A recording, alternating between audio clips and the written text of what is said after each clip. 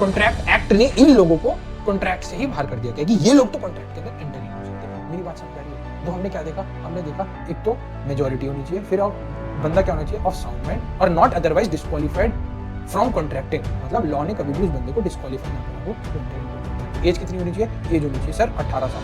18 साल की एज होनी चाहिए।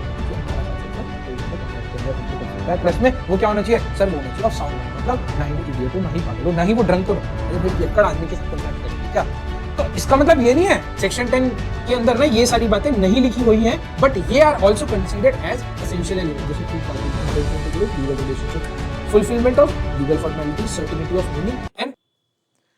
हाँ जी दोस्तों, क्या हाल है, क्या हाल है, क्या हाल है? सर जी हम तो बहुत बढ़िया, आप बताओ। हम भी बहुत बढ़िया हैं। तो भाई हमने पिछली क्लास में क्या देखा था सर? हमने देखा था व्हाट इज अ कॉन्ट्रैक्ट, कैसे बनता है कॉन्ट्रैक्ट, और कॉन्ट्रैक्ट के अंदर कैसे एग्रीमेंट बनता है, और एग्रीमेंट के साथ कैसे कॉन्ट्रैक्ट बनता है। तो हमने क्या देखा था? एग्रीमेंट क्या होता है? Offer plus acceptance. और कॉन्ट्रैक्ट कैसे होता है? Offer plus acceptance plus intention to create legal obligation. ये सब देखा था हमने। तो फिर हमने क्या देखा था? Contract is equal to agreement plus enforceability by law. और अग्रीमेंट क्या होता है? ऑफर प्लस एक्सेप्टेंस प्लस में कंसिडरेशन। आज हम देखेंगे कि कॉन्ट्रैक्ट के एक्चुअल में डेफिनेशन क्या है और essentials of a valid contract क्या होते हैं। तो as per section 10 of Indian contract act, contract की डेफिनेशन डिफाइंड है, पर सिर्फ एज पर सेक्शन 10 तक सीमित नहीं है essentials of a valid contract. उसके अलावा भी कुछ ऐसे एसेंशियल एलिमेंट्स हैं जो कि जरूरी हैं to make a contract a valid contract. आज हम देखेंगे ये सारी चीजें। तो हमने कल क्या देखा था? अग्रीमेंट होना चाहिए, इन्फोर्सिबिलिटी बाय लॉ होनी चाहिए, ठीक है। उसके बाद हमने डिफरेंस देखा था। अग्रीमेंट क्या होता है? Offer plus acceptance. उसके बाद कॉन्ट्रैक्ट क्या होता है? Plus legal enforceability. तो अग्रीमेंट सोशल भी हो सकता है, डोमेस्टिक भी हो सकता है, और कमर्शियल अग्रीमेंट भी हो सकता है। तो commercial agreement plus enforceability by law क्या बन जाता है? हमारा कॉन्ट्रैक्ट। तो अग्रीमेंट की क्या है? Agreement is a wider term than contract. So all contracts are agreements but all agreements are not contracts. ये हमने कल देखा था। Yes sir. अब देखेंगे आज हम essentials of a valid contract. देखो अभी बुक अभी चल रही है, इन प्रोसेस है। अब कितने दिन लगेंगे नहीं कह सकता हूं। मैं बहुत प्रेशर डाल रहा हूं पीछे से कि बुक जल्दी आ जाए ताकि मैं आपको बुक से ही पढ़ाऊं। जब तक नहीं आती है तो ऑलमोस्ट ऐसा ही हमारा बुक रहेगा, बट अच्छी लैंग्वेज में। और जो कि फालतू की चीजें होंगी वो हमने हटा दी होंगी ऑब्वियसली। अगर कोई एग्जाम्पल हमारे को नीडेड नहीं है वो हमने हटा दिए होंगे, या अगर हमारे को लगता है कि ये टेक्स्ट जरूरी नहीं है तो वो भी हमने काट दिया होगा। बट जब तक हमारे पास वो बुक नहीं आती, let's do it from study material. Why to waste our time? Let's start it. Essentials of a valid contract. देखो सेक्शन 10 के अंदर क्या क्या है? सेक्शन 10 बोलता है कि अग्रीमेंट होना चाहिए, फ्री कंसेंट होना चाहिए, कॉम्पिटेंसीज ऑफ पार्टी होनी चाहिए, lawful consideration, legal object and not expressly declared by word. ये हम करेंगे। इस पे लिख दो रेफर यूनिट 3। जब हम unit 3 of Indian contract act करेंगे तब हम करेंगे। और ये कह रहा है कि as given under section 10, section 10 बोलता है कि ये सारे एसेंशियल एलिमेंट्स हैं of a contract. But section 10 के अंदर ना ये सारी बातें नहीं लिखी हुई हैं, बट ये are also considered as essential element, जैसे two parties, intention to create legal relationship, fulfilment of legal formality, certainty of meaning and possibility of performance. ये सारे हमारे सेक्शन 10 की मीनिंग के अंदर नहीं आ रहे, बट विदाउट दीज 5 एलिमेंट्स भी हमारा कोई कॉन्ट्रैक्ट वैलिड कॉन्ट्रैक्ट नहीं माना जाएगा। तो these are also essential elements of a valid contract. हम एक एक करके पहले हम करेंगे कि जो हमारे सेक्शन 10 के अंदर कंसीडर्ड नहीं हुए, उसके बाद हम करेंगे जो सेक्शन 10 के अंदर हमारे कंसीडर्ड हुए हैं as essential elements of a valid contract. Let's start एक एक करके। अच्छा आप एक बात बताओ, आप सब ठीक हो? यस सर हम बिल्कुल बहुत बढ़िया हैं। तो एक बात बताओ, आज अगर मैं आपसे ये कहता हूं, ये फोन है, मैं ये कहता हूं इस फोन को कि मैं अपने आप से कॉन्ट्रैक्ट कर रहा हूं कि मैं ये फोन को 1 लाख रुपए में अपने आप से ही खरीद लूंगा, ये हो सकता है? पॉसिबल है? सर ये तो बिल्कुल पॉसिबल ही नहीं है। ये कैसी भय की बातें कर रहे हो सर? आप अपना फोन आप खुद ही खरीद लोगे? तो यही तो मैं बोलना चाह रहा हूं, और यही तो एक्ट बोलना चाह रहा है कि सर मैं अपना फोन खुद नहीं खरीद सकता। मैं अपना फोन खुद नहीं खरीद सकता। इसका मतलब क्या हुआ? इसका मतलब ये हुआ कि sir one cannot contract with himself. अरे मैं खुद से कॉन्ट्रैक्ट कैसे कर सकता हूं? तो इसके लिए हमारे को क्या लगेंगी? हमारे को लगेंगी दो पार्टीज टू कॉन्ट्रैक्ट, है ना? हमारे को लगेंगी 2 पार्टीज टू कॉन्ट्रैक्ट। तो कॉन्ट्रैक्ट इन्वॉल्व्स एटलीस्ट 2 पार्टीज। एक तो जो देखो अगर मैं आपसे डील करता हूं कि सर आप मेरा मोबाइल खरीद लो, आप एक्सेप्ट कर लेते हो, तो यहां पे दो पार्टीज हो गई, तो वो essential of a valid contract के अंदर आएगा। बट अगर मैं ये बोलता हूं कि मैं अपने आप से मोबाइल खरीद रहा हूं, तो one can not contract with himself, दो पार्टी होनी बहुत जरूरी है, तो सामने वाला होगा तभी ये essential element of a contract माना जाएगा। तो दो पार्टीज का होना बहुत जरूरी है कोई भी कॉन्ट्रैक्ट में एंटर करने के लिए। तो one party making the offer, एक पार्टी ऑफर करेगी और दूसरी पार्टी एक्सेप्ट करेगी, एक पार्टी ऑफर करके वही पार्टी एक्सेप्ट कर लेगी, तो that is not essential element of a valid contract. तो one party making the offer and other party accepting it, ठीक है। और कॉन्ट्रैक्ट जरूरी नहीं है नेचुरल पर्सन के बीच में हो, दो आर्टिफिशियल लीगल पर्सन के अंदर भी कॉन्ट्रैक्ट हो सकता है। अच्छा, जिस जिस बच्चे ने कंपनीज एक्ट पढ़ा होगा, हमने बोला होगा कंपनीज एक्ट के एक फीचर की डेफिनेशन के अंदर कि कंपनीज एक्ट क्या है, कंपनी क्या है, कंपनी एक आर्टिफिशियल लीगल पर्सन है। चलो मैं कह रहा हूं आर्टिफिशियल लीगल पर्सन है, तो क्या वो वैलिड कॉन्ट्रैक्ट के अंदर एंटर कर नहीं सकती है? कर सकती है। आप बताओ मेरे को ये चीज सोच के कि weather a company which is a artificial legal person can enter into a contract और नॉट। बताओ मेरे को, सोच के बताओ। मेरा मानना है कि आर्टिफिशियल लीगल पर्सन है तो भी ये कॉन्ट्रैक्ट में एंटर हो सकते हैं। मैं आपको बताता हूं कैसे एंटर हो सकते हैं। अगर मैं एक पार्टी को लेकर चलता हूं जिसका नाम है रिलायंस इंडिया लिमिटेड, अगर मैं रिलायंस इंडिया लिमिटेड के शेयर्स खरीदता हूं पैसे देके एज अ ईशांत गोयल, जो कि ओनर हो जाएगा उन 10 शेयर्स का, फॉर एग्जांपल मैंने 10 शेयर्स रिलायंस इंडिया लिमिटेड के खरीदे रिलायंस से, तो मैंने कॉन्ट्रैक्ट के अंदर एंटर करा कि मैं आपके 10 शेयर खरीदूंगा और उसका मैं आपको मार्केट प्राइस दूंगा जो भी होगा।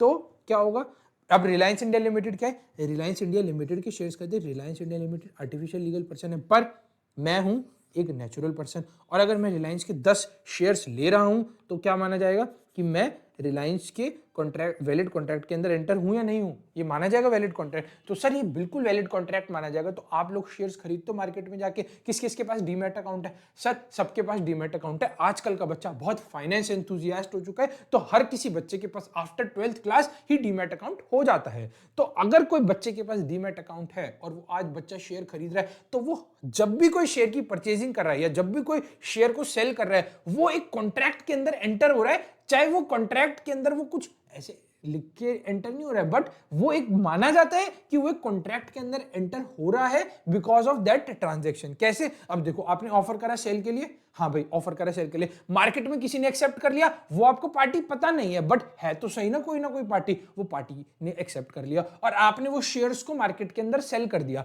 या आपने किसी से खरीदा उस मार्केट प्राइस पे, तो आप उसने ऑफर करा और आपने एक्सेप्ट कर लिया, आपने पैसे दिए, क्योंकि जो उस प्राइस पे उसने बेचे होंगे उस प्राइस के आपको पैसे देने पड़ेंगे। अगर आपने बेचे होंगे, वो जो प्राइस को ऑफर करेगा तो आपको वो प्राइस देना पड़ेगा। तो ऑफर हुआ, एक्सेप्ट हुआ, कंसीडरेशन हुआ। लीगल कॉन्ट्रैक्ट क्यों है? क्योंकि कमर्शियल नेचर का कॉन्ट्रैक्ट है, और अगर ये इन्फोर्सेबल बाय लॉ भी है कि अगर आपका कॉन्ट्रैक्ट वैलिड है तो ये सारा इन्फोर्सेबल बाय लॉ होगा। तो इसके अंदर अब हम देखेंगे इनफोर्सिबिलिटी बाय लॉ का अलग पार्ट, बट इसके अंदर दो पार्टीज हुई ना, जो बायर है और जो सेलर है। बायर कौन हुआ? आप बायर हुए अगर आप रिलायंस के शेयर्स को खरीद रहे हो, और सेलर कौन हुआ? जो बंदा सेलर हो रहा है, जो पर्सन क्या है, जो अपने शेयर्स को बेच रहा है मार्केट में जाके। सर तो इसके अंदर क्या हुआ? इसके अंदर दो पार्टीज हुई या नहीं हुई? और अगर आप रिलायंस से डायरेक्टली शेयर्स खरीदते हो, फॉर एग्जांपल अगर Reliance India limited Reliance retail के शेयर्स खरीदती है, तो क्या ये वैलिड कॉन्ट्रैक्ट माना जाएगा? सर बिल्कुल माना जाएगा। अब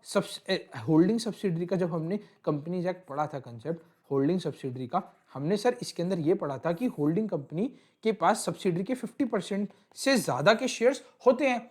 तो ये किसी ना कॉन्ट्रैक्ट के तहत ही एंटर हुए होंगे, और यहाँ पे दो पार्टीज हैं, चाहे दोनों आर्टिफिशियल लीगल पर्सन है, बट ये कॉन्ट्रैक्ट के अंदर एंटर करके एक दूसरे के शेयर्स खरीदती हैं, तो इसको क्या बोल देंगे? This is a valid contract. ये सब बिल्कुल समझ आ चुका है। तो मैंने क्या बताया यहाँ पे, जरूरी नहीं है कि नेचुरल पर्सन ही हो, लीगल एग्जिस्टेंस होनी जरूरी, लीगल एग्जिस्टिंग पर्सन होगा जैसे कि कंपनीज होगी, तो भी वो वैलिड कॉन्ट्रैक्ट का पार्ट बन सकते हैं। तो दो पार्टी चाहे वो नेचुरल पर्सन हो या ना हो, वो वैलिड कॉन्ट्रैक्ट का पार्ट बन जाएंगे।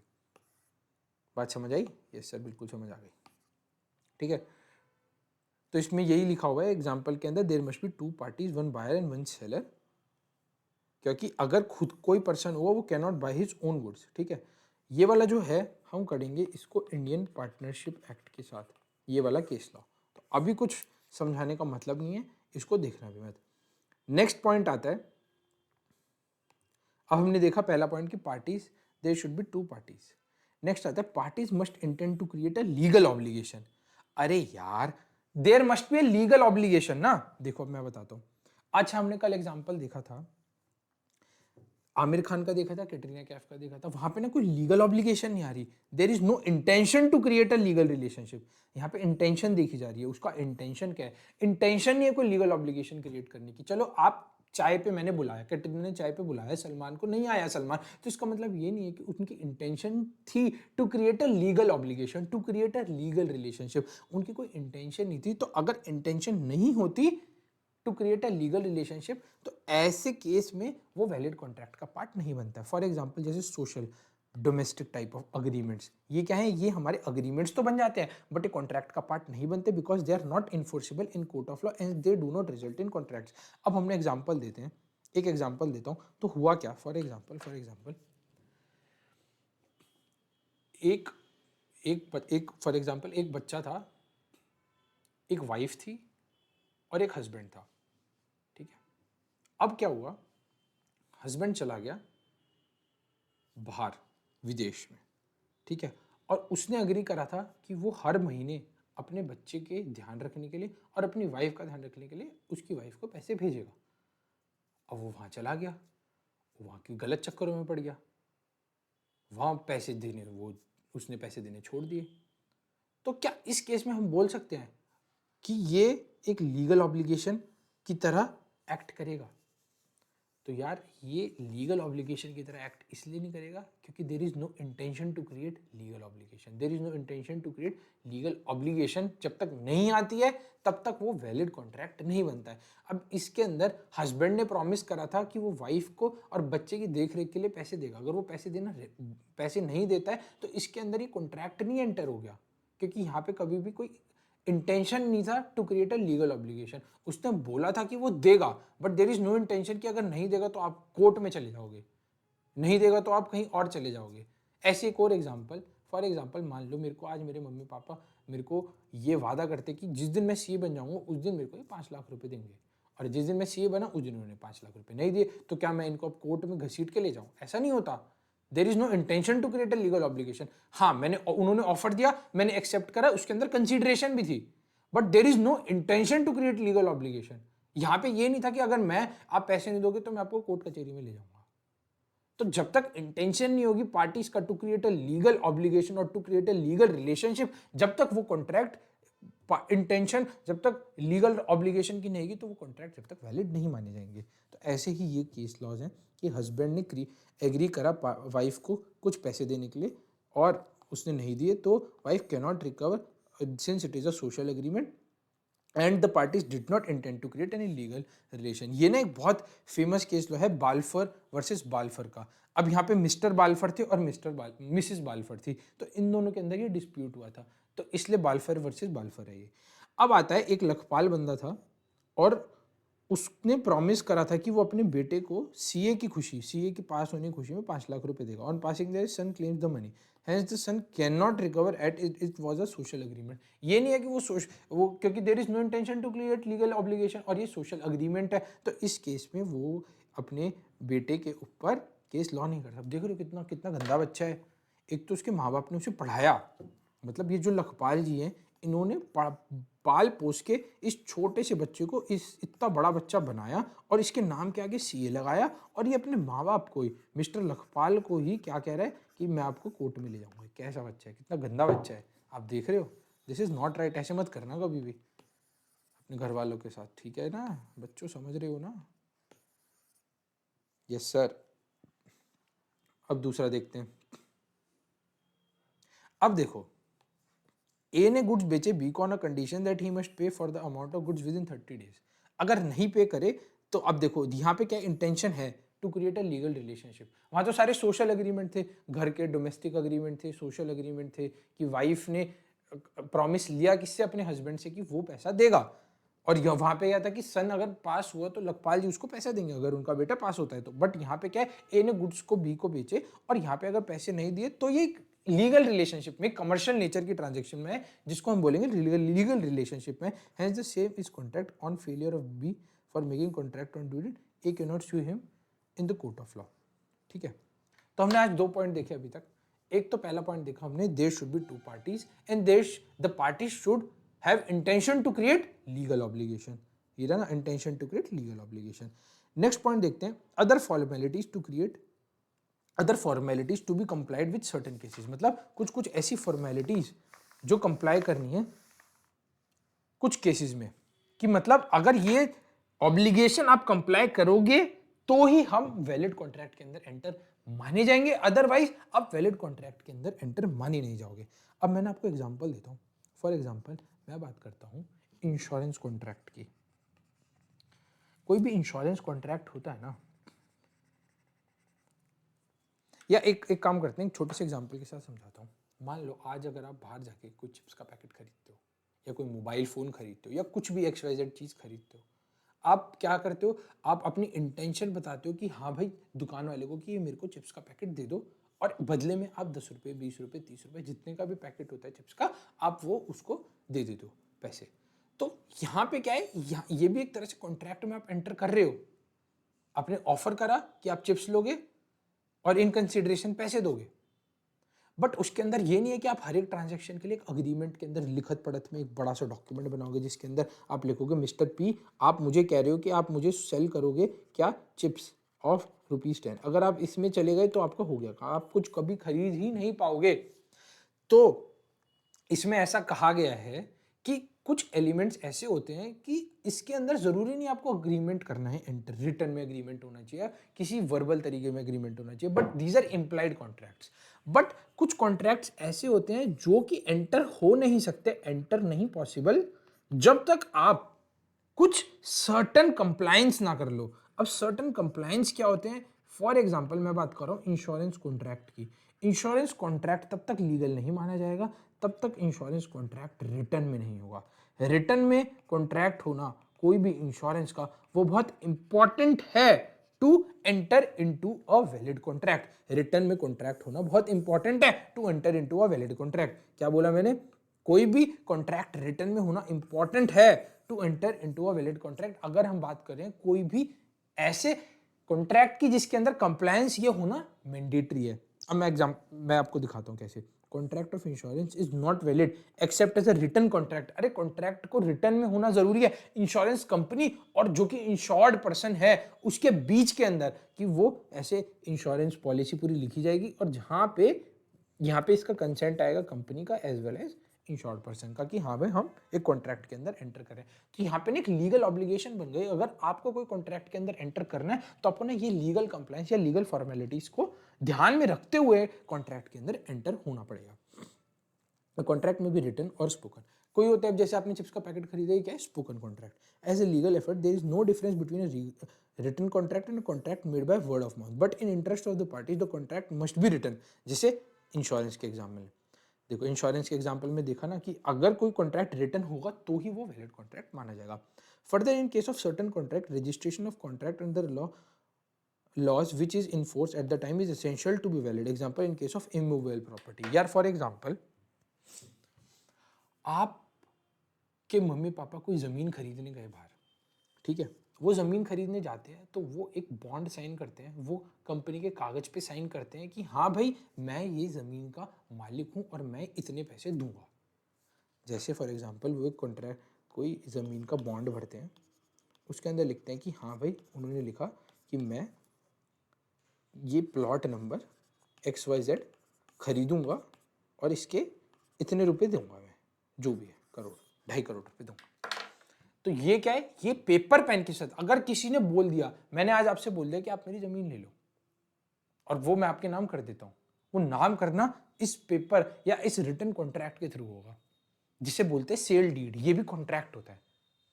तो इन केसेस में भी हमारे को क्या जरूरत है, रिटन अग्रीमेंट, रिटन कॉन्ट्रैक्ट की, तभी वो वैलिड कॉन्ट्रैक्ट माना जाएगा। तो कुछ ऐसे चुनिंदा केसेस है जिसके अंदर रिटन में कॉन्ट्रैक्ट होना जरूरी है, तभी वो कॉन्ट्रैक्ट माने जाएंगे, जिसको बोलते हैं formalities to be complied in certain cases. जिसके अंदर सर्टेन केसेस के अंदर आपको फॉर्मेलिटी कंप्लाई करनी पड़ेगी, जिसमें रिटन में लिखना पड़ेगा, तभी वो कॉन्ट्रैक्ट वैलिड माना जाएगा। यस सर, हमें बिल्कुल समझ आ चुका है आप क्या कहना चाह रहे हो। ओके बच्चों, Thus, where there is an statutory requirement that any contract is to be made is written or in presence of witness. होता है कुछ कॉन्ट्रैक्ट्स के अंदर जिसके अंदर विटनेस प्रेजेंट होना चाहिए. चलो अब आप जमीन जायदाद कर किसी के नाम कर रहे हो अपनी जमीन, तो ये भी विटनेस के सामने साइन होनी जरूरी है, तभी ये वैलिड कॉन्ट्रैक्ट माना जाएगा, या दो बंदों के साइन होने जरूरी है. अब क्या होता है, ये सर ये भी समझ आ गया हमें, आ गया ना बच्चों समझ? ये सर बिल्कुल आ गया ना समझ? ये सर बिल्कुल समझ आ गया. अब हम नेक्स्ट चीज क्या देखेंगे? नेक्स्ट चीज हम देखेंगे सर्टेनिटी ऑफ मीनिंग. इसका मतलब क्या है सर सर्टेनिटी ऑफ मीनिंग का? तो बच्चों इसका मतलब है कि agreement must be certain and not वेग और इनडेफिनिट. आज मैं आपसे कह रहा हूं, मैं किसी कंपनी के साथ एंटर कर रहा हूं अग्रीमेंट की, मेरे को ना ऑयल चाहिए 100 टन का, 100 टन ऑयल चाहिए. मैंने कंपनी को बताया नहीं किस टाइप का ऑयल चाहिए, क्या चाहिए, मेरी क्या रिक्वायरमेंट है. तो इसके अंदर जिस चीज पे मैं अग्रीमेंट कर रहा हूं, जो ऑब्जेक्ट है वो ही वेल डिफाइंड नहीं है. अग्रीमेंट के अंदर जो चीज सर्टेन होनी चाहिए वही सर्टेन नहीं है. तो क्या होना चाहिए? वो सर्टेन होने चाहिए, वेग नहीं होनी चाहिए. It should not B not clear. अरे कोई चीज क्लियर होनी जरूरी है, इट शुड बी क्लियर, मतलब it should not B not clear. बात समझो, दोनों का मीनिंग एक ही है. इट शुड बी क्लियर और it should not B not clear. मतलब वो ऐसा होना नहीं चाहिए कि वो क्लियर ना हो, तो मतलब वो क्लियर हो. तो जिसका मतलब क्या है, the agreement must be certain and not वेग और इनडेफिनिट. ऐसा नहीं होना चाहिए, ना ही वो वेग होना चाहिए, वो सर्टेन होना चाहिए, प्लस में इनडेफिनिट नहीं होना चाहिए. कुछ डेफिनेट पीरियड होना भी बहुत जरूरी है. ऐसे मीनिंग, ऐसी चीज हो कॉन्ट्रैक्ट के अंदर, तभी वो वैलिड कॉन्ट्रैक्ट माना जाता है. तो ये भी एक essential element of a valid contract का पार्ट बनता है. अब जैसे A agrees to sell B 100 tons of oil, इसके अंदर ये नहीं बताया किस टाइप का oil, what kind of oil, तो यहाँ पे गड़बड़ है, क्योंकि यहाँ पे अग्रीमेंट के अंदर गड़बड़ है. XYZ limited agreed to lease the land to mister A for indefinite period. अब यहाँ पे ना अगर आप पीरियड नहीं बताओगे, चाहे मैं कह रहा हूँ 99 ईयर्स बोल दो, बट यहाँ पे एक ईयर बोलना जरूरी है. 100 ईयर बोल दो, 101 बोल दो, बट यहाँ पे डेफिनेट पीरियड होना बहुत जरूरी है. The contract is not valid as the period of the lease is not mentioned. Contract valid ही नहीं होगा जब तक जो ऑब्जेक्ट है उसका चीज डिफाइंड ना हो, वो वेग नहीं होना चाहिए, उसका कोई मीनिंग होना चाहिए, पर्टिकुलर मीनिंग. ठीक है. नेक्स्ट आता है पॉसिबिलिटी ऑफ परफॉर्मेंस, जो कि हमारा है लास्ट पॉइंट. अच्छा, हमने अभी तक कितने पॉइंट देखे? हमने देखे सर 2 पार्टीज देखा, 2 पार्टीज का होना जरूरी है. जरूरी नहीं है वो नेचुरल हो, आर्टिफिशियल भी होंगे, और एक आर्टिफिशियल एक नेचुरल होगा तो भी चलेगा. मतलब कोई भी प्रमोटेशन एंड कॉम्बिनेशन बना लो, आर्टिफिशियल और लीगल का तो चलेगा, कोई दिक्कत नहीं है. आर्टिफिशियल नेचुरल का कोई दिक्कत नहीं है. Intention to create legal relationship, there is an intention to create legal relationship. Social agreement या सोशल डोमेस्टिक अग्रीमेंट्स के थ्रू अगर हम कोई अग्रीमेंट के अंदर एंटर कर रहे हैं या कॉन्ट्रैक्ट के अंदर एंटर कर रहे हैं, तो वो वैलिड कॉन्ट्रैक्ट नहीं माना जाएगा. बात समझ आ रही है? Yes sir. अब सर्टेनिटी ऑफ मीनिंग, हमने ये भी देख लिया कि सर्टेनिटी होनी जरूरी है कोई भी एक कॉन्ट्रैक्ट के अंदर एंटर होने के. लास्ट है possibility of performance. Sir possibility of performance क्या है? ठीक है यार, ऐसा होना चाहिए कि वो कॉन्ट्रैक्ट एक्चुअल में पॉसिबल हो करना. अगर ऐसा कुछ कह दो कि वो कॉन्ट्रैक्ट पॉसिबल ही ना हो करना, तो काम गड़बड़ है. एग्जाम्पल, ये एक तट है, आइलैंड, ये एक आइलैंड है, ये है 100 किलोमीटर लंबा. आपने कहा कि इसको मेरे को 2 दिन में पार करना है,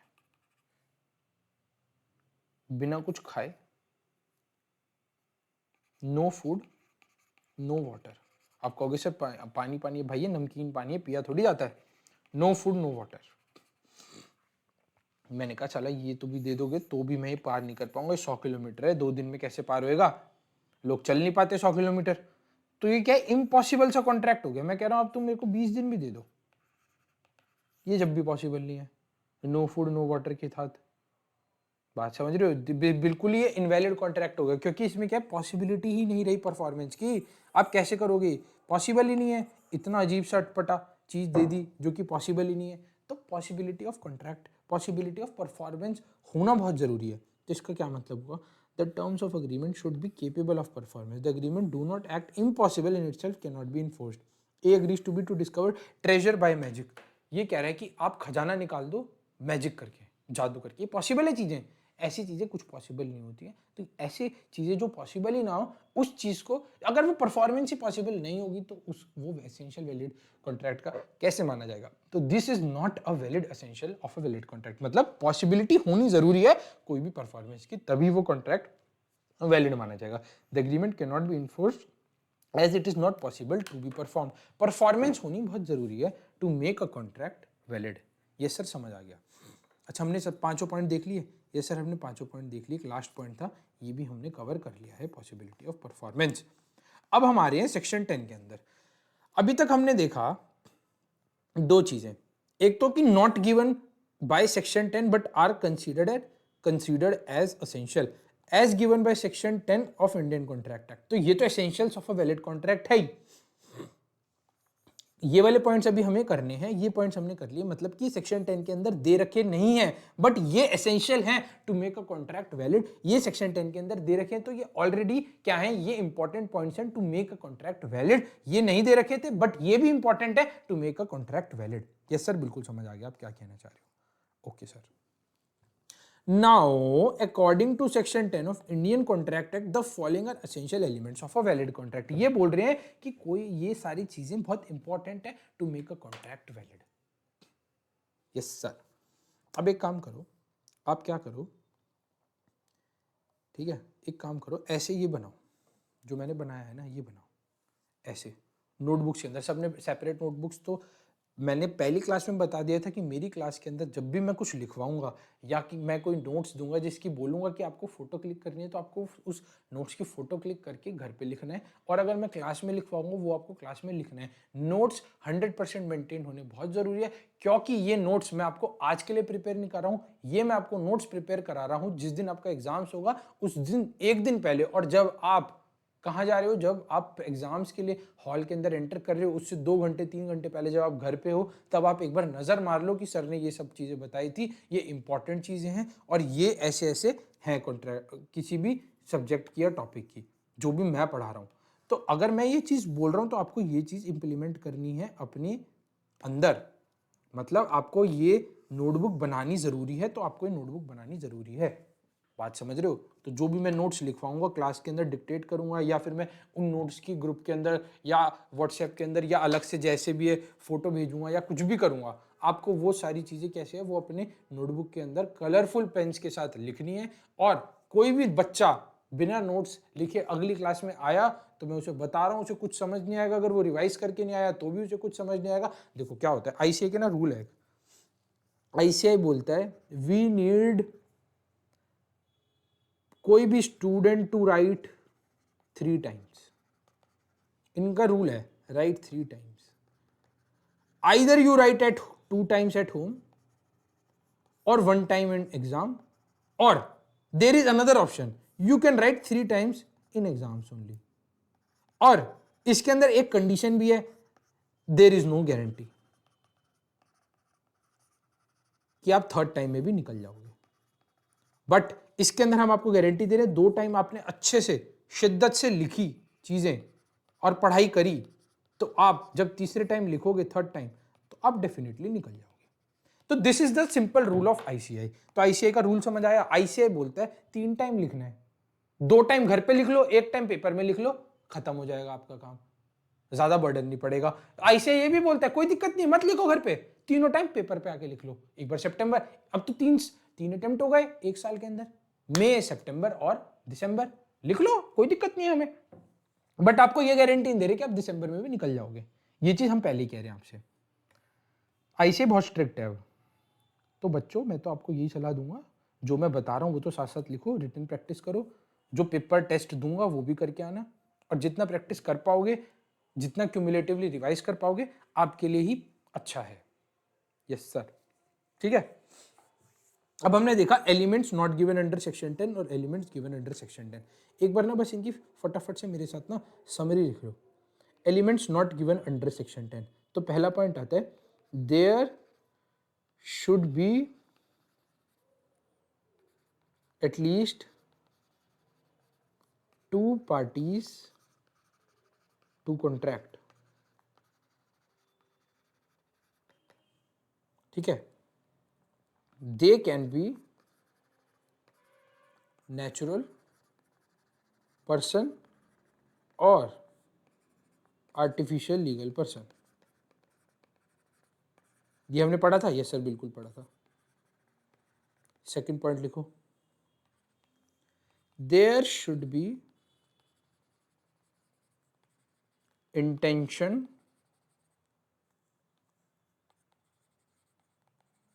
to create legal obligation.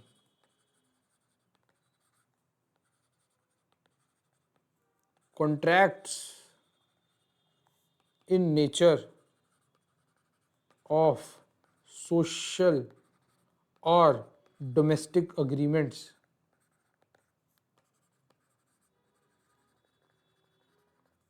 are not valid contracts। सब लिख रहे हो ना? यस सर सब लिख रहे हैं। उसके बाद क्या था? There are certain cases where some legal formalities, there are certain cases where some formalities, legal मत लिखो, some formalities have to be complied with to make contract a valid contract। For example, insurance contract should be a written contract। Yes sir. Fourth point हमने क्या देखा था? Fourth point देखा था हमने certainty of meaning. इसके अंदर क्या देखा था? द अग्रीमेंट, मतलब भाई जिसके अंदर हम एंटर करेंगे, should be certain and not वेग और इनडेफिनेट। ये नहीं होना चाहिए। हमने क्या बताया था इसका मतलब? कि सर्टन होना चाहिए, इनडेफिनेट या वेग नहीं होना चाहिए। जैसे कि हमने ऑयल का एग्जांपल दिया था, या फिर हमने किसका एग्जांपल दिया था? हमने एग्जांपल दिया था लीज का। फिर हमने फिफ्थ पॉइंट क्या देखा था? परफॉर्मेंस। इम्पॉसिबल नहीं होनी चाहिए, पॉसिबिलिटी होनी चाहिए। किस चीज की? परफॉर्मेंस की। पॉसिबिलिटी किस चीज की? Of performance.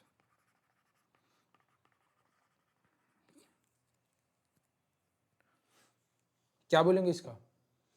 इसका मतलब है कि जो अग्रीमेंट होगा, the agreement terms should be possible या फिर केपेबल। किस चीज के लिए? To perform.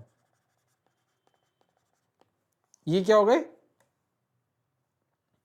In impossible performance will not form part of a valid contract। Yes sir बिल्कुल समझ आ गया। आपने ये 5 पॉइंट लिखवा दिए कि सर हमने क्या लिखा? हमने लिखा there should be at least 2 parties, there should be an intention to create legal obligation, some formalities have to be complied with to make a contract valid, certainty होनी चाहिए मीनिंग की, मतलब सर्टेन होना चाहिए, नॉट वेग और indefinite होना चाहिए, पॉसिबल होना चाहिए, performance should be possible and capable of performance. Impossible नहीं होना चाहिए कोई भी चीज। Impossible performance will not form part of a valid contract. Yes sir बिल्कुल समझ आए। ये लिख लोगे, elements not given under section 10, इसमें आपको फुल मार्क्स मिल जाएंगे। ठीक है, अब आते हैं हम एलिमेंट्स गिवन अंडर सेक्शन 10। ये तो हो गए एलिमेंट्स जो कि हमारे सेक्शन 10 के अंदर गिवन नहीं थे। अब ऐसे एलिमेंट भी हैं जो कि सेक्शन 10 के अंदर गिवन है और उनके बिना तो कोई भी कॉन्ट्रैक्ट वैलिड माना ही नहीं जाएगा। तो सबसे पहला पॉइंट आता है उसके अंदर, offer plus acceptance. Offer plus acceptance और एन अग्रीमेंट। अरे यार ये क्या बोल रहे हो? क्या बोल गए यार? इसका मतलब तो सेम हुआ। अरे भाई यही तो बताया था, offer plus acceptance is equal to agreement. ये बोल रहे हैं ऑफर एंड एक्सेप्टेंस और एन अग्रीमेंट, तो इसका मतलब है इधर और, तो मतलब ऑफर प्लस एक्सेप्टेंस हो या फिर अग्रीमेंट हो, agreement comprise of offer plus acceptance. तो वही सर वही बात है, क्या होना चाहिए, agreement is the first essential element of a valid contract. A proposal when accepted becomes a promise and agreement is an outcome of the offer and acceptance for consideration. तो यहां पे लिख लो elements given under section 10 का पहला point, there should be offer and acceptance or agreement to be a valid contract। ठीक है ना। An agreement is an outcome of offer and acceptance for consideration. भाई जो कंसिडरेशन वर्ड है ना, इसकी तो अलग से पूरी यूनिट है, ये हम पढ़ेंगे। अब ये यूनिट कौन सी है मैं बताता हूं आपको। ये यूनिट है यूनिट नंबर, ये यूनिट 2 ही तो है, ये यूनिट नंबर 2 है जिसके अंदर पूरा कंसिडरेशन पे एक पूरा चैप्टर दे रखा है। हम उसको वहां पे कवर करेंगे, अग्रीमेंट को डिटेल में। अभी हमें ये देखना है कि essentials of a valid contract क्या होते हैं। तो कॉन्ट्रैक्ट की कोई भी भाई कोई भी एक्ट हो तो उसकी फाउंडेशन बनानी बहुत जरूरी है, जिसके ऊपर हम इमारत खड़ी करेंगे। अगर वो फाउंडेशन ही वीक होगी तो इमारत किस चीज पे खड़ी करोगे, इमारत झूलती रहेगी कोई भी भूकंप आया तो इसके लिए हमारी इमारत स्ट्रांग होनी बहुत जरूरी है। और इमारत को स्ट्रांग करने के लिए जो ये हमारा चैप्टर है, हमें essentials of a valid contract पता होने बहुत जरूरी है। आपको बात समझ आ रही है? यस सर बिल्कुल समझ आ रही है। अच्छा मेरी बात सुनो, मेरी साइड देखो, सब मेरी तरफ देखो। अब हमने देखा, ये तो हमने कल ही पढ़ लिया था, ऑफर भी होना चाहिए, एक्सेप्टेंस भी होना चाहिए और अग्रीमेंट होना चाहिए। एक होता है फ्री कंसेंट होना भी जरूरी है। सर इसका क्या मतलब है, क्या बताना चाह रहे हो, फ्री कंसेंट क्या होता है, ये क्या नई चीज आ गई। एक ना वर्ड होता है कंसेंसस एड इडियम। देखो मैं बताता हूं तुम्हें क्या होता है कंसेंसस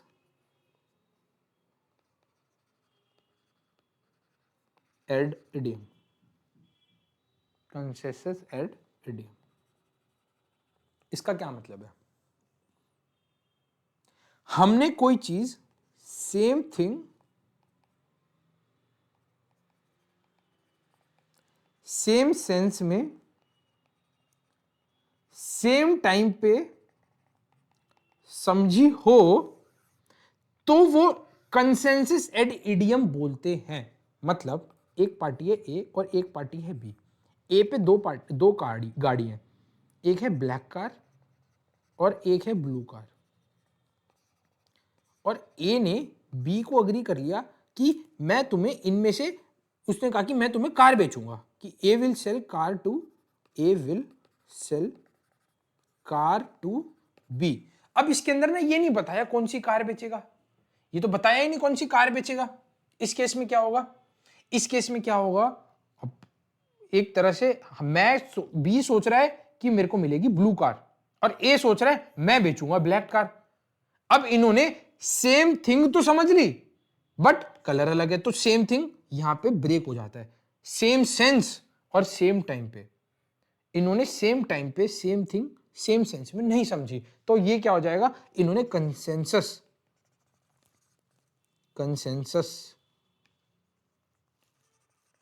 एड इडियम को क्या करा है, वायलेट। मतलब इसके अंदर कंसेंसस एड इडियम ही है ही नहीं इस ट्रांजैक्शन या फिर इस कॉन्ट्रैक्ट के अंदर, तो इस कॉन्ट्रैक्ट को हम बोल देंगे इनवैलिड कॉन्ट्रैक्ट। अब इसका एग्जांपल देखते हैं कि कंसेंसस एड इडियम बोलते क्या है और इसका क्या मीनिंग है, और इसके एग्जांपल के साथ समझते हैं। तो देयर आर टू और more person said to consent when they agree upon the same thing and in the same sense और एट द सेम टाइम। तो सेम थिंग होनी जरूरी है और सेम सेंस में समझनी जरूरी है। अब आपने सोचा था, ए ने सोचा था कि वो एक कार बेचेगा, उसके दिमाग में था वो ब्लैक कार बेचेगा, बट बी को पता था कि इसके पास दोनों कार है, उसे लग रहा था कि वो ब्लू कार बेचेगा। तो दोनों ने अलग अलग गाड़ियां समझी, तो मतलब इन्होंने सेम थिंग सेम सेंस में नहीं समझा, कंसेंसस एड इडियम को ब्रेक करा है, तो this is not a essential valid contract और ये कॉन्ट्रैक्ट इनवैलिड हो जाएगा। ठीक है, ऐसी A owns a car, two cars, selling is selling red car to B, B thinks he is purchasing the black car, बस इसमें कलर का डिफरेंस हो गया। There is no consensus ad idem and hence no contract, अब वो contract ही नहीं बन पाएगा। बात समझ आ गई कंसेंसस एट इडियम का। कंसेंसस एट इडियम इसको बोलते हैं हम लेटिन वर्ड। लेटिन वर्ड किसका? सेम थिंग सेम सेंस का। मतलब कोई बंदा अगर कॉन्ट्रैक्ट में एंटर कर रहा है तो वो सेम थिंग सेम सेंस में समझे दोनों पार्टी, तभी वो essential of a valid contract माना जाएगा। यस सर, हमें बात आपकी समझ आ गई। कंसेंसस एड इडियम इस केस में प्रेजेंट नहीं था, तो this is not a essential element of a valid contract. समझ आ गया सर, कोई दिक्कत नहीं है। नेक्स्ट आता है such consent must be free. Consent would be considered as free consent if it is not caused by coercion, undue influence, fraud, misrepresentation और mistake. सर आप बोल रहे हो कि कंसेंट होना चाहिए फ्री, फिर आपने ना ये अजीब अजीब से वर्ड बोल दिए, इनका क्या क्या मतलब है और कंसेंट फ्री होने का क्या मतलब है, एक एक करके समझते हैं। देखो मेरी बात सुनो बच्चों, मेरी बात ध्यान से सुनना और मेरी तरफ देखना। आज फॉर एग्जाम्पल मैं बात करता हूं, मेरे पास ये मान लो ये है पिस्टल, ठीक है। आज मेरे ऊपर पिस्टल कोई ताने बैठा है और मेरे से कह रहा है अपनी कार मुझे 50 लाख की कार मुझे 2 लाख रुपए में बेच दे, वरना मैं तेरे को गोली से उड़ा दूंगा।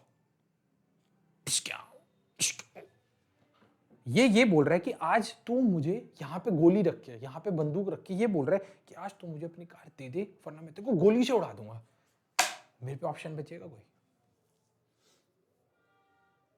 नहीं बचेगा, मेरे को देनी पड़ेगी। तो essential of a valid contract माना जाएगा, ये लीगली इन्फोर्सेबल बाय लॉ होगा। अगर लॉ के गेट खटखटाओगे, मान लो मैंने नहीं दी, उसके बाद भी जैसे तैसे मैं निकल गया, तो क्या ये बंदा जो कि मेरे ऊपर गोली ताने बैठा था, ये कहाँ कोर्ट में जाके, कोर्ट केस में जाके केस कर सकता है मेरे ऊपर? नहीं कर सकता sir. This is not a essential element of a valid contract, because आपके यहाँ पे कंसेंट ही फ्री नहीं है, आपके ऊपर बंदूक की गोली रख के हाँ करवाई गई है। इसको बोलते हैं कोर्शन, कि आपको फिजिकल प्रेशर दिया गया है कि तू हाँ बोल दे, टू से यस, तू हाँ बोल दे फिजिकल प्रेशर के अंदर। बात समझ आई आपको क्या कहना चाह रहा हूं मैं? यस सर, बिल्कुल समझ आ गई। अब हम दूसरा एग्जांपल देखते हैं अनड्यू इन्फ्लुएंस का। अब मेरी बात सुनो, अब आप सब मेरे बच्चे हो, आप सब मेरे स्टूडेंट्स हो। मैंने आपसे बोला कि फॉर एग्जांपल सामने बैठा है ध्रुव, मैंने ध्रुव से बोला बेटे ध्रुव, क्या आप मुझे अपने पापा की होंडा सिटी गिफ्ट कर दोगे 2 लाख रुपए में? अगर आप कर दोगे ना, मैं अप्रोच लगा के आपका सीए फाउंडेशन निकाल दूंगा। आप देखो, आप ना चाहते हुए भी हाँ कर दोगे, है ना? आपको अनड्यू इन्फ्लुएंस हुआ, आपको कुछ मिल रहा है, बट आप ना चाहते हुए भी हाँ कर दोगे कि भाई मेरा इसमें चलो ये तो फायदा है, इसको बोलते हैं अनड्यू इन्फ्लुएंस। बट आपका कंसेंट इसमें क्या हुआ? इसमें कंसेंट आपका फ्री नहीं हुआ। आप मन से नहीं बेचना चाह रहे, बट आपको कुछ फायदा दिखा तो आप बेच रहे हो, प्लस में कि आपको लग रहा है सीए फाउंडेशन पढ़नी नहीं पड़ेगी, इस वजह से आप बेच रहे हो। तो इस केस में भी कॉन्ट्रैक्ट इनवैलिड हो जाएगा। यस सर, बिल्कुल समझ आ गई। अब 2 वर्ड आ रहे हैं, एक आ रहा है फ्रॉड और एक आ रहा है मिसरिप्रेजेंटेशन। फ्रॉड और मिसरिप्रेजेंटेशन,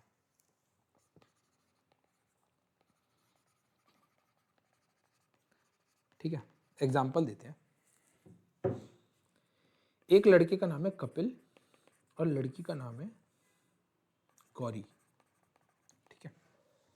कपिल ने गौरी को एक फिल्टर बेचा एक्वागार्ड और बताया इसके 10 बेनिफिट्स कि मैडम आप ना ये एक्वागार्ड खरीदती हो गौरी मैम, अगर आप ये एक्वागार्ड खरीदती हो तो आपका नाम जो गौरी है और आप और भी गोरी हो जाओगी। आपको 10 बेनिफिट गिनवाए, 1 2 3 4 5 की आपकी स्किन निखर के आएगी, आपकी इस फेस पे कोई झुर्रियाँ नहीं पड़ेगी, पिंपल्स नहीं आएंगे, आपकी लाइफ 10 साल से बढ़ जाएगी। ऐसे ऐसे 100 बेनिफिट, इसने 10 बेनिफिट गिनवा दिए। बाद में पता चला, इसे पता था कपिल को कि ये झूठ है। बाद में पता चला इन गौरी मैडम को कि इसमें से तो सिर्फ 4 बेनिफिट थे जो कि सच्चे थे, बाकी तो सारे क्लेम्स क्या थे, झूठे।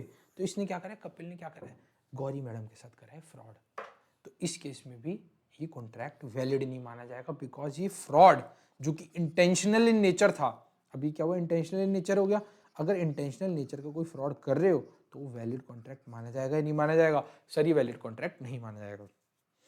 अब एक और बात, कपिल तो सेल्समैन है, उसको बताया गया किसी को, उसको कंपनी से जहां से उसने खरीदे ये, क्योंकि आगे रीसेल कर रहे हैं, उसने 10 बेनिफिट बताए और कपिल को पता नहीं थे ये बेनिफिट, और उसने बात मान के आगे ये गौरी मैडम को यही फिल्टर के 10 बेनिफिट बता के बेच दिया। पहले केस में कपिल ने इंटेंशनली, उसे पता थे 4 बेनिफिट है बट उसने 6 और गिनवा दिए और बेचा। अगले केस में उसे पता था कि इस कंपनी, उसको तो यही लग रहा था कि 10 के 10 बेनिफिट है, उसके बाद बेच दिया। तो इसके अंदर क्या हुआ, इसका एक्ट था अनइंटेंशनल, बट था तो मिसरिप्रेजेंटेशन ही, मिसरिप्रेजेंट करा कि भाई उसके अंदर थे ही सिर्फ 4 बेनिफिट बट उसने 10 बेनिफिट बता के बेचे, और ये मिसरिप्रेजेंटेशन जो कि अनइंटेंशनल होते हुए भी इस कॉन्ट्रैक्ट को वैलिड करार नहीं बोला जाएगा। इस कॉन्ट्रैक्ट को हम बोल देंगे इनवैलिड कॉन्ट्रैक्ट। तो भी कोई भी कॉन्ट्रैक्ट जो कि किससे, फ्रॉड से या मिसरिप्रेजेंटेशन के थ्रू एंटर करा है, ऐसे कॉन्ट्रैक्ट को हम बोल देंगे इनवैलिड कॉन्ट्रैक्ट। ये सर बिल्कुल समझ आएगा। तो इस कॉन्ट्रैक्ट के अंदर कंसेंट फ्री नहीं है, या तो फ्रॉड या मिसरिप्रेजेंटेशन के थ्रू आया है, तो ऐसे कॉन्ट्रैक्ट को भी हम इनवैलिड करार दे देंगे, या फिर मिस्टेक के थ्रू आया है, तो ऐसे कॉन्ट्रैक्ट को हम बोल देंगे इनवैलिड कॉन्ट्रैक्ट है। ठीक है, ठीक है सर, कोई दिक्कत नहीं है। ठीक है, अब हम आ रहे हैं to determine consensus ad idem, the language of the contract should be clearly drafted. Thus if A says, क्या बोलता है ए, he will buy me a red car for 3 lakh, B says yes, there is a said consensus ad idem, that is the meaning is the same, meaning is in the same sense by both the party, is taken in the same sense by both the parties। क्योंकि ए ने बोला है B को कि वो red car बेचेगा और red car ही उसने समझी है, तो ये कंसेंसस ad idem की डेफिनेशन में फॉल कर जाएगा। A threaten to shoot B if he does not lend him 2 lakh, ये बोल रहा है कि मैं तुम्हें गोली मार दूंगा अगर तुम 2 लाख नहीं देते, तो ये क्या है, अग्री कर लेता है, बट ये अंडर कोर्शन हुआ है, क्योंकि फिजिकल प्रेशर के थ्रू हुआ है, दिमाग पे प्रेशर डाला गया, गोली रख के और तब हाँ करवाई गई है, hence this is not a valid contract. ठीक है, और ये जो है ना डिटेल में हम यूनिट 3 के अंदर देखेंगे खुद से। ठीक है, यस सर, अब आप यहां पे लिख लो, आ जाओ, लिखो यहां पे द कॉन्ट्रैक्ट, लिखो यहां पे the contract should B consensus ad idem, means both the parties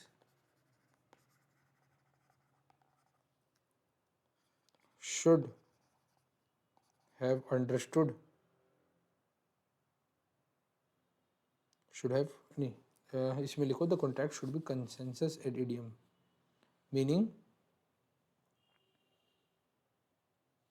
both the parties have taken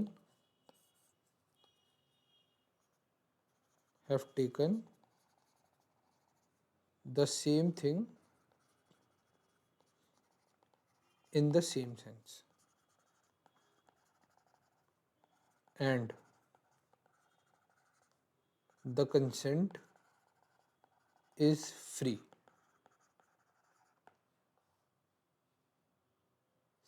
बस इतना लिख तो बहुत है। तो हमारे 2 पॉइंट और कवर हो गए, एक तो offer plus acceptance plus agreement होना जरूरी है, and contract consensus ad idem होना चाहिए, मतलब parties should have taken the meaning in the same sense, same thing in the same sense, और the consent should be free. ये sir हमारे 2 point cover हो गए। अब आता है हमारा कैपेसिटी टू पार्टीज। जो पार्टीज होती है ना, उनकी कैपेसिटी टू एंटर होनी चाहिए legal.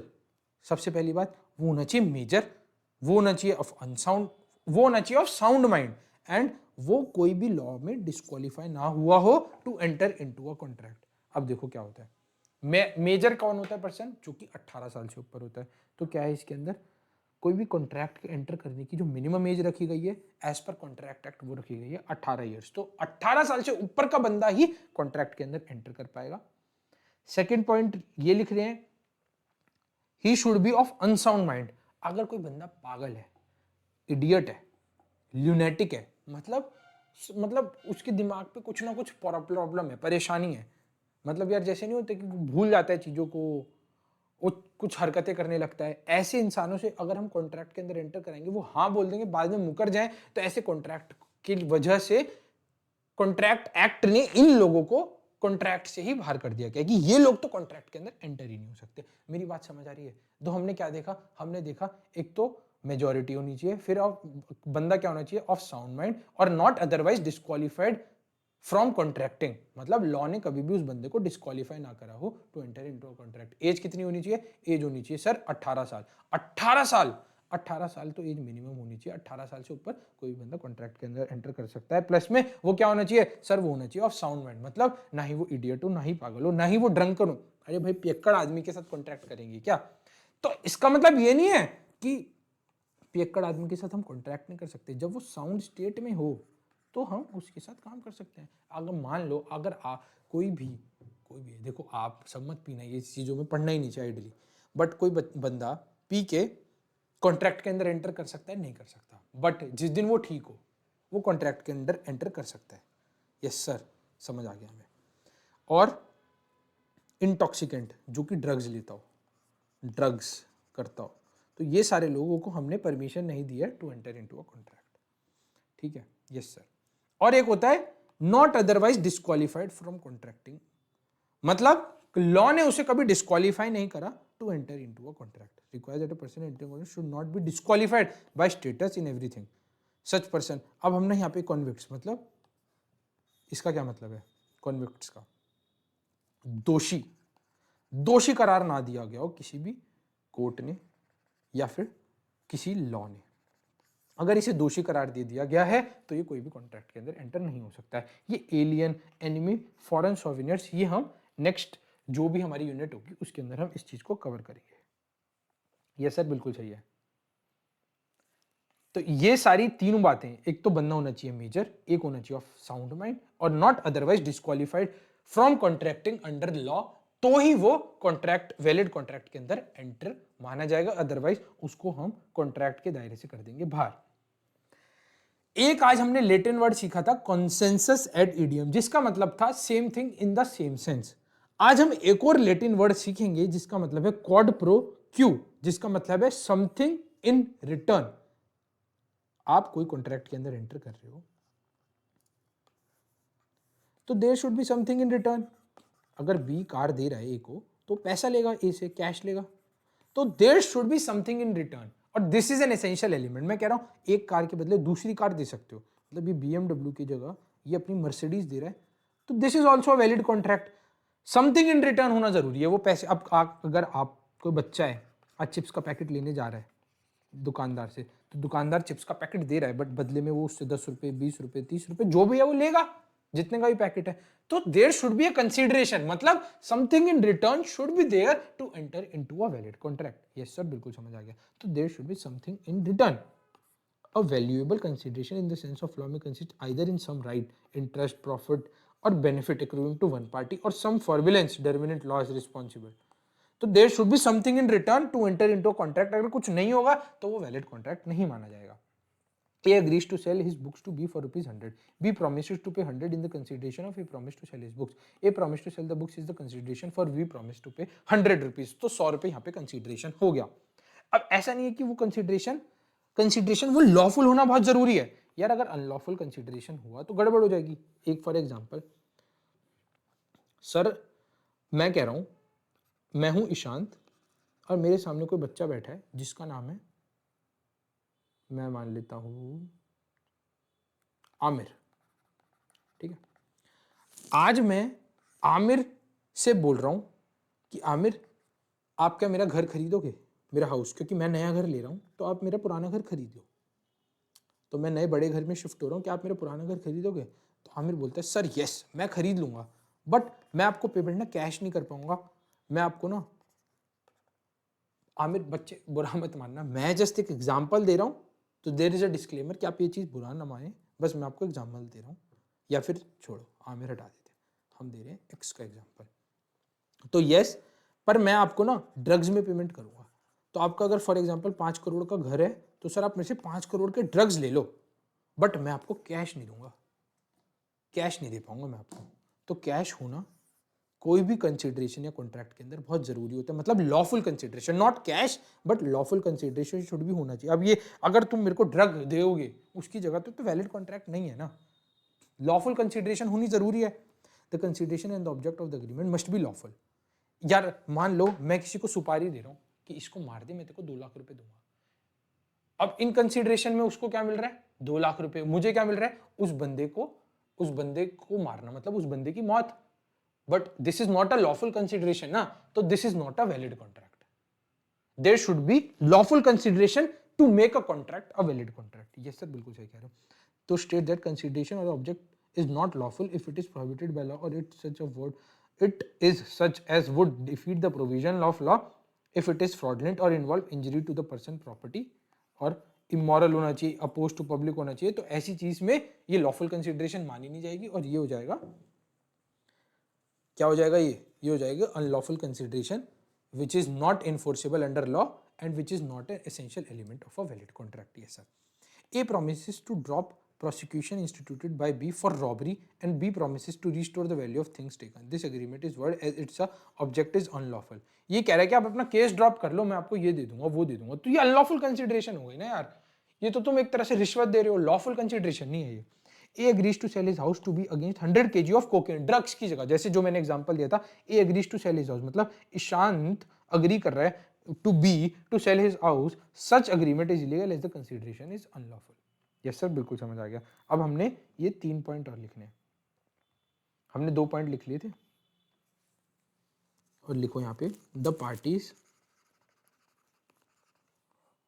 Should have capacity to capacity to contract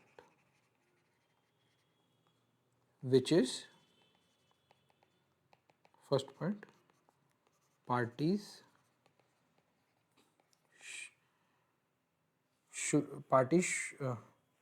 should be major according to law, should be of sound mind, and third point, should not be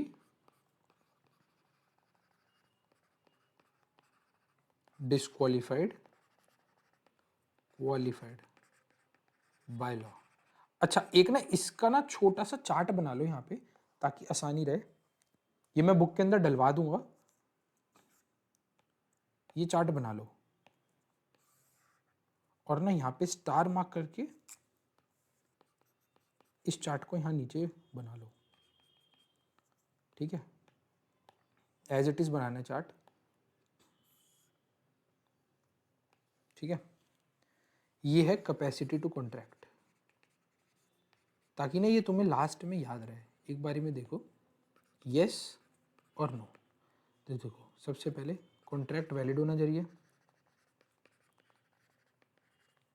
contract invalid, अगर invalid contract होगा तो हम contract के अंदर enter ही नहीं कर पाएंगे। Major होना चाहिए पर्सन, माइनर एंटर नहीं कर सकता।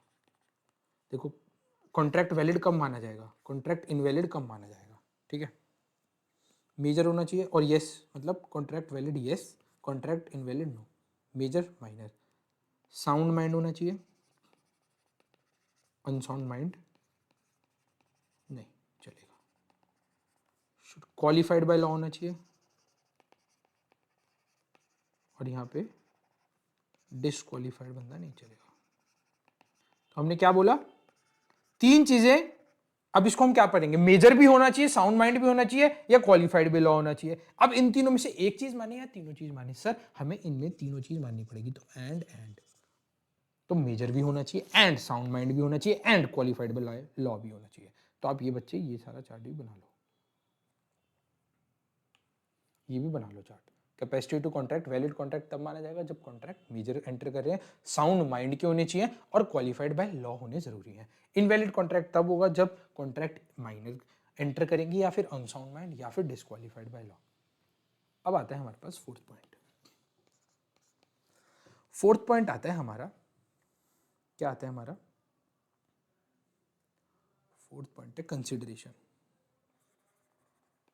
क्या होनी चाहिए, समथिंग इन रिटर्न।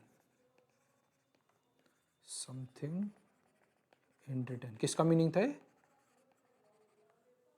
हमने क्या देखा था, कॉड प्रो क्यू लिख ले, कॉड। थोड़ी हैंडराइटिंग मेरी गंदी है जब मैं स्पीड में लिखता हूँ, और अगर मैं स्पीड में लिखना चालू कर दिया तुम्हारे नोट्स में भी तो तुम्हें समझ नहीं आएगा, इसलिए मेरे को नोट्स घर से बना के लाने पड़ते हैं, तब टाइम लेके बनाता हूँ मैं नोट्स, नहीं तो ऐसे बनेंगे। इसलिए देखो मैं तुम्हें अपनी हैंडराइटिंग दिखाऊँ, जब मैं नोट्स बनाता हूँ तुमने देखी है मेरी हैंडराइटिंग? देखो तुम्हें नोट्स दिखाता हूँ, हैंडराइटिंग देखो तुम, है ना? तो जब टाइमली बनाता हूँ तब, और अगर मैं जब जल्दी जल्दी लिखता हूँ तो ये हैंडराइटिंग ऐसी आती है। तो sorry for that, but I don't have any other option. Something in return, quid pro quo, मतलब there should be valid consideration, there should be valid consideration. ठीक है। सेकंड फिफ्थ पॉइंट आता है लॉफुल कंसिडरेशन। बस and object, lawful consideration and object, मतलब in return भी object भी हमारा लॉफुल होना चाहिए। There should be lawful consideration. Consideration जो हमारी क्या होनी चाहिए, लॉफुल होनी चाहिए, और लॉफुल होनी चाहिए। अगर अनलॉफुल हुई हमारी कंसिडरेशन तो इनवैलिड कॉन्ट्रैक्ट हो जाएगा। इसके अंदर आप एग्जांपल की तरह अगर आपको याद रखने के लिए लिखना है तो लिख लीजिए कि सेलिंग ऑफ हाउस